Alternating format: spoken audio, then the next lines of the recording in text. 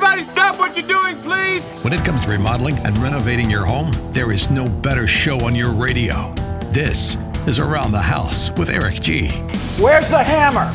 From your back fence to the sidewalk, Eric will tell you how to keep it all in tip-top shape while helping you save a buck while doing it. If you like DIY projects, it takes a lot of practice to get good at it, and Eric is here to guide the way. Is it on the... Go up on the other floor. Somebody go up there and stop the hammering. All that and more on the fastest 2 hours of home improvement radio. These are the wrong plans. These are the old plans. Oh! Welcome to Stop it! Around the House with Eric G.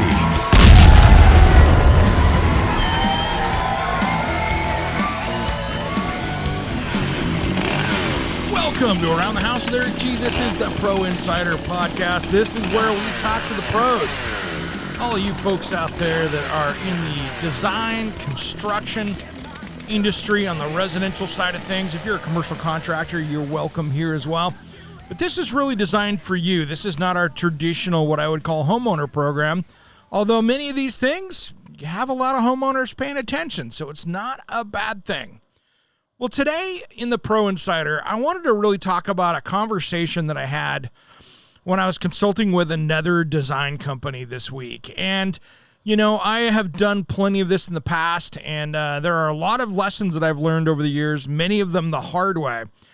But you learn with trial and error of what's the right way to do things. And this is the quintessential hard problem. You know, you're trying to grow your company, and you're the small design firm. But you need to be the big design firm because of the business that's coming in the door right now. Everybody's busy. So how do you get from small design firm to big design firm without spending a boatload of cash and hiring a bunch of employees that you're scared to hire? Quite frankly, employees are expensive.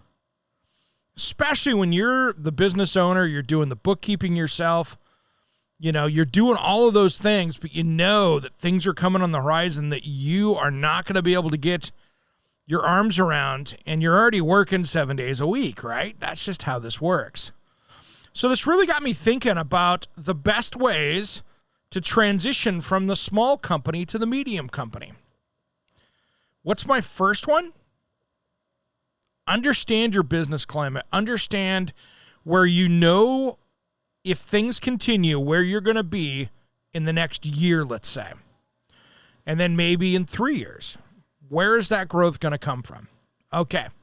Once you know that, you kind of know the roadmap ahead a little bit.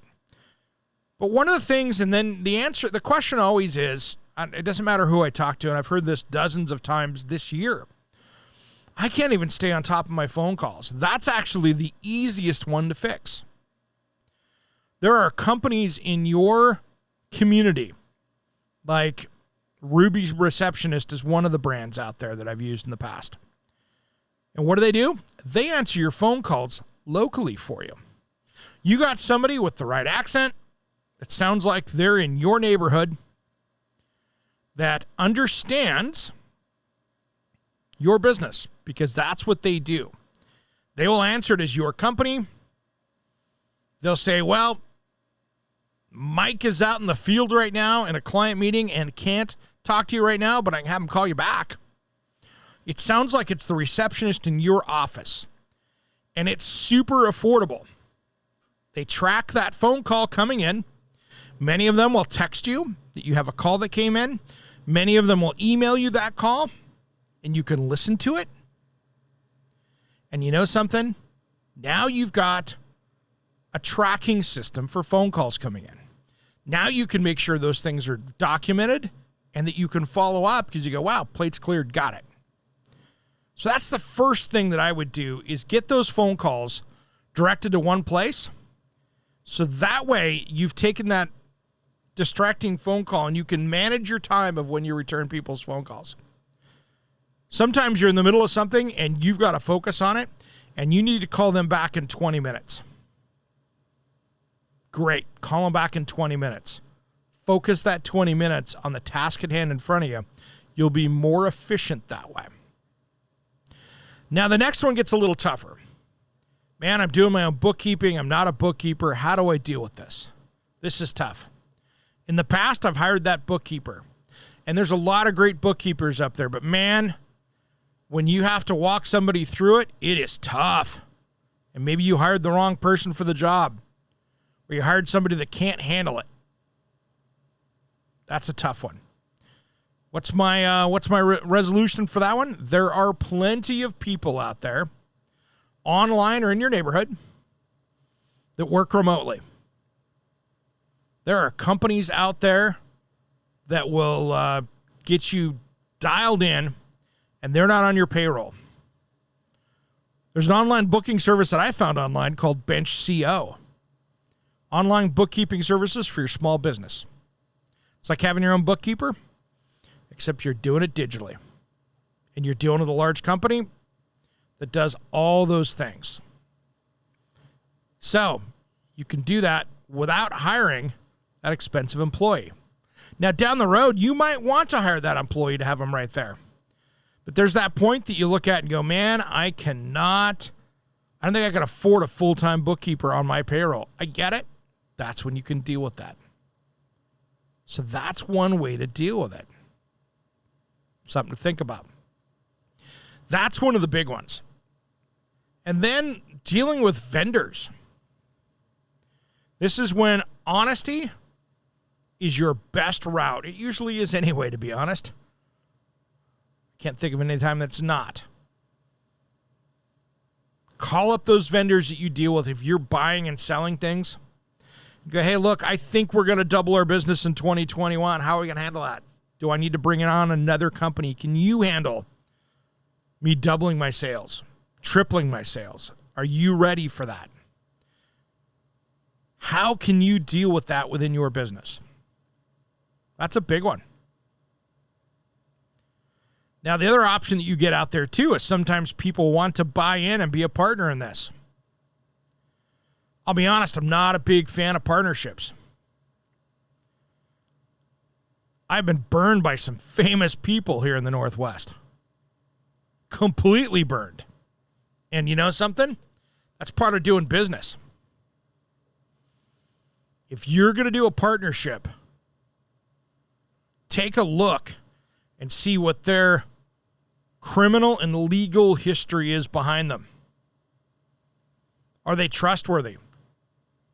These people have been sued by 20 people in the past. I've made that mistake. I've gone into business people and I didn't look at their history and I went, wow, these people are criminals. They've ripped a lot of people off. Criminals in the way that they're ripping people off, not that they've been charged with a bunch of stuff, but you know what I'm saying. People with low self-esteem issues that love taking advantage of other people. Yeah, not my fun part. I've been burned by it. So has most people out there that are out doing business and partnerships. It can go badly. So I wouldn't look at partnerships as a great option, especially if they're friends. That doesn't go well many times. I would much rather have control of my business and go that route.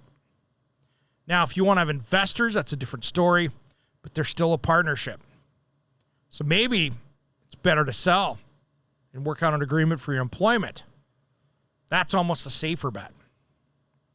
So something to think about in this in trying to grow.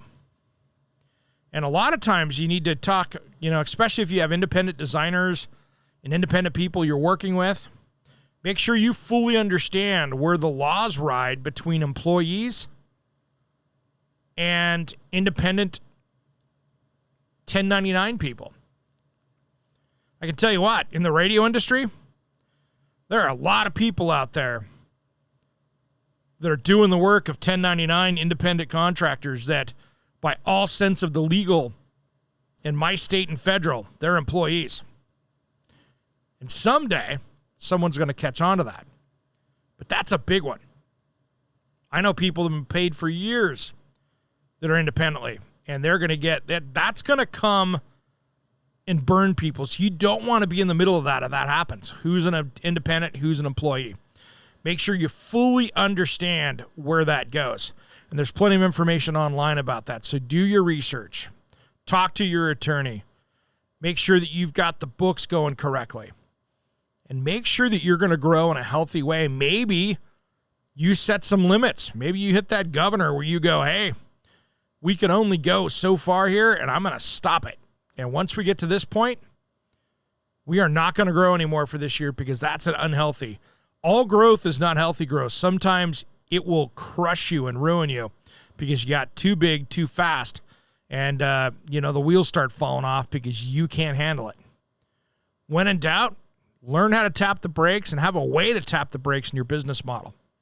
Because sometimes the best thing you can do is say no to a client because you can't handle it.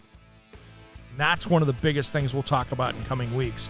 When to say no to that client that, quite frankly, could burn you. All right, that's all the time we got for this week on the Pro Insider. Thanks for listening. We got a big show ahead for Around the House and their team. Make sure you catch that this weekend. Thanks for listening to Around the House.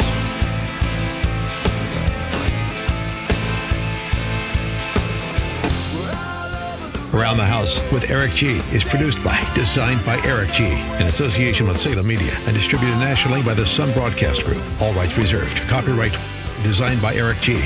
We will be back next week. If you missed part of the show, check out the podcast of all of our shows at AroundTheHouseOnline.com. Remember, measure with a micrometer, mark with caulk, and cut with an axe. Thanks for listening to Around the House.